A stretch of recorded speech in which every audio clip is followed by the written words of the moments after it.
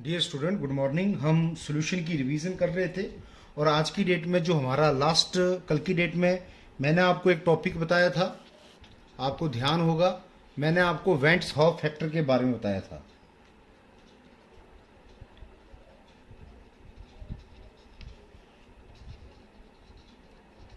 जिसे मैं correction factor भी कह देता हूं।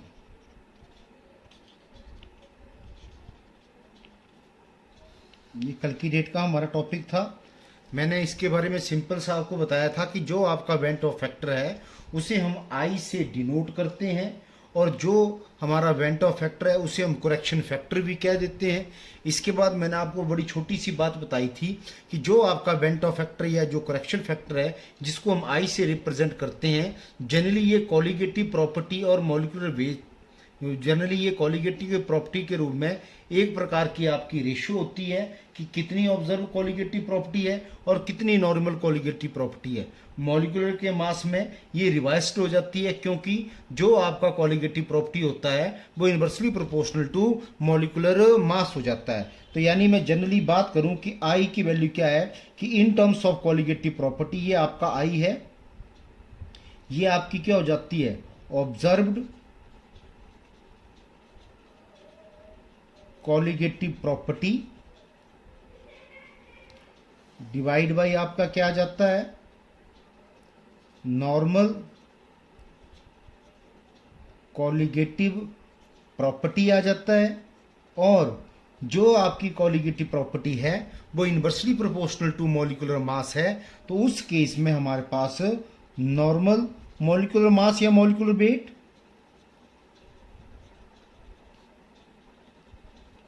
डिवाइड बाई ऑब्जर्व्ड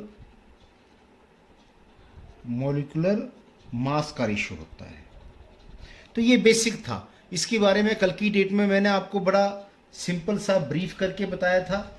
अब मैं आपको सिंपल सा क्या बताना चाहता हूं कि क्या यूज है, व्हाट आर द यूजेस, क्या यूजेस हैं आपके। कि सबसे पहले आपका क्या आ जाएगा, uses of went of factor और करेक्शन फैक्टर।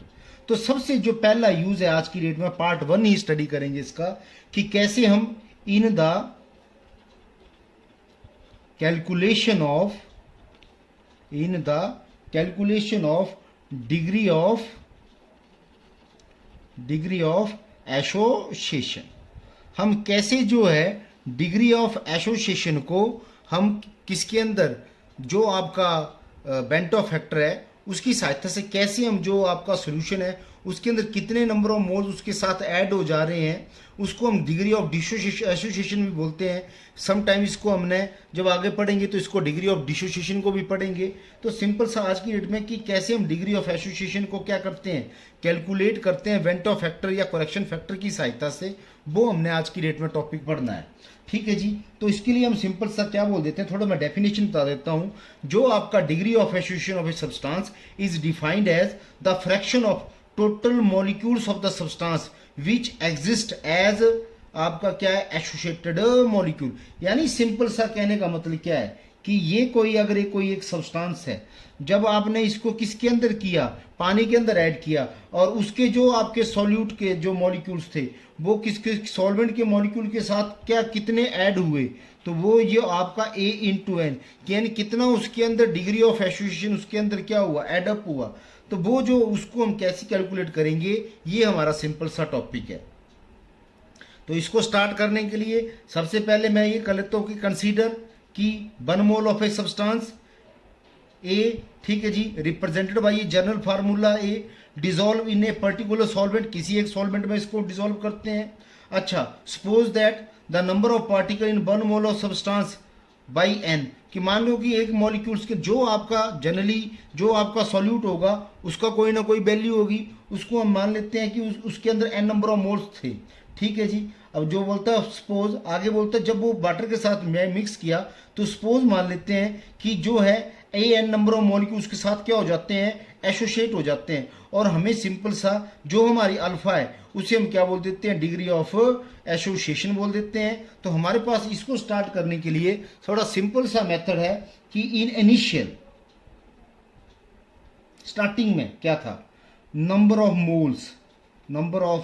मोल्स कितने थे स्टार्टिंग में, यहाँ पे मान लो मैं 1 था स्टार्टिंग में, तो यहाँ जब पानी में नहीं डाला था इसकी वैल्यू क्या थी, 0 थी। अब हमारे पास आ जाएगा कि number of moles after association, number of moles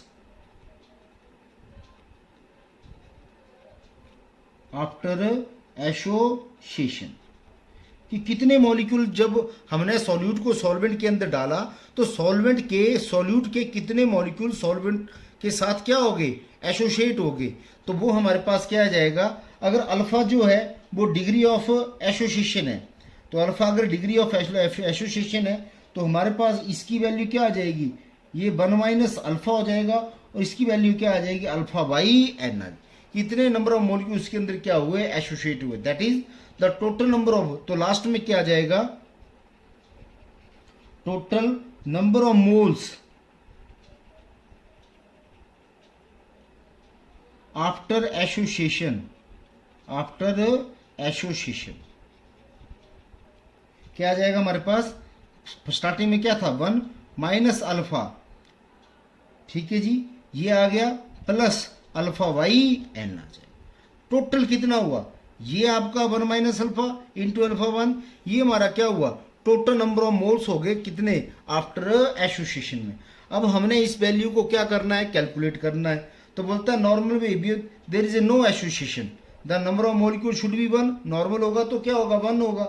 बोलता है as colligative effect is proportional to the number of particle present is term directly proportional to the number of moles. यानी कहने का मतलब क्या है कि जो आपकी कॉलिगेटिव प्रॉपर्टी है वो तो इनवर्सली प्रोपोर्शनल टू ये है। तो हमारे पास जनरली क्या आ जाएगा कि अगर मैं आई की वैल्यू करूंगा तो हमारे पास यहां पे अगर इस केस में तो क्या आ जाएगी, ऑब्जर्व्ड कॉलिगेटिव प्रॉपर्टी या कॉलिगेटिव इफेक्ट बोल देता हूं मैं यहां पे, डिवाइड बाई क्या आ जाएगा आपका नॉर्मल कॉलिगेटिव इफेक्ट, ठीक है जी। इसकी वैल्यू क्या है, 1 minus alpha by n divide by यहाँ क्या आ जाएगा, नॉर्मल क्या थी 1 थी, लास्ट में कितनी होगी 1 minus alpha plus alpha by n, ठीक है जी। अच्छा इसको अगर मैं सॉल्व कर लेता हूँ तो मेरे पास क्या आ जाएगा, आई की वैल्यू क्या आ जाएगी 1 minus alpha into alpha by n. अच्छा इसको मैं थोड़ा सा सिंपल कर लेता हूँ, 1 माइनस अल्फा मैं कॉमन ले लेता हूँ यहाँ पे, तो क्या आ जाएगा, क्या आ जाएगा 1 बाई एन माइनस 1 आ जाएगा। नहीं गलत लिख रहा हूं मैं, आई की वैल्यू है 1 माइनस अल्फा कॉमन ले लेता हूं तो क्या आ जाएगा यहाँ पे सिंपल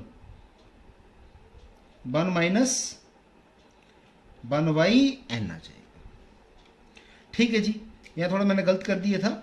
अच्छा अब इसको मैंने जब सॉल्व किया तो हमारे पास क्या आ गया, ये वैल्यू आ गई इसकी, पर जो आपकी अल्फा है यानी तो हमारे पास क्या आ गया, यहाँ पे और आगे इसको सॉल्व कर लेते हैं, ये वैल्यू आ गई तो हमारे पास क्या आ गया, I minus 1 is equal to minus alpha 1 minus 1 by N, या ये इसको और सॉल्व कर रहा हूँ मैं, हमारे पास I minus 1 minus alpha N 1 minus N आ जाएगा। सॉल्व करने पे बेटा सारी की सारी चीज़ें, तो इसको मैं लिखता हूँ कि minus 1 minus i minus alpha into n minus 1 by n, तो ये माइनस से माइनस कैंसिल हो गया, हमारे पास आ गया 1 minus I is equal to, यहाँ पे क्या आ गया हमारे पास alpha into N is 1 minus 1 by this 1।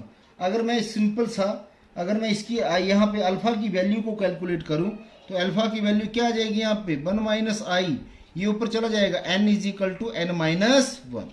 ये आपका जो है वो डिग्री ऑफ एसोसिएशन है। इसके अंदर इतनी वैल्यू जो क्या नंबर ऑफ मोल्स क्या होते हैं, एसोसिएट होते हैं। अगर मैं इसको थोड़ा सा और बताना चाहूँ आपको तो ऑटोमेटिकली जो आपका मॉलिक्यूलर वेट है उसमें इसकी वैल्यू क्या हो जाएगी, रिवर्स्ड हो जाएगी। तो बोलता है अगर हमें आई की वैल्यू का पता है तो हम एन नंबर ऑफ मोल्स को क्या कर सकते हैं, कैलकुलेट कर सकते हैं। क्यों, क्योंकि जो number of simple molecule present is associated molecules, तो ऑटोमेटिकली जब हमारे पास ये वैल्यू आ जाएगी तो हम अल्फा की वैल्यू को कैलकुलेट कर सकते हैं, एन की वैल्यू हमें पता होगी कि जब स्टार्टिंग में जो नंबर ऑफ मोल्स सॉल्यूट हमने डाला था उसके कितने नंबर ऑफ मोल्स थे हमें पता था। तो हमने इसको जब आगे एक्सपेंड किया तो हमारे पास जो फार्मूला आ गया सिंपल सा कि जो आपका अल्फा है उसकी value 1 minus I is equal to n minus 1 के बराबर है। n की वैल्यू का पता है, i की वैल्यू को हम यहाँ सिंपल से यहाँ पे कैलकुलेट कर सकते हैं कि इसकी वैल्यू इसके बराबर होती है। और जब इसकी वैल्यू कैलकुलेट हो जाएगी तो हम अल्फा की वैल्यू को भी इसके आराम से बड़े आराम से क्या कर सकते हैं, कैलकुलेट कर सकते हैं।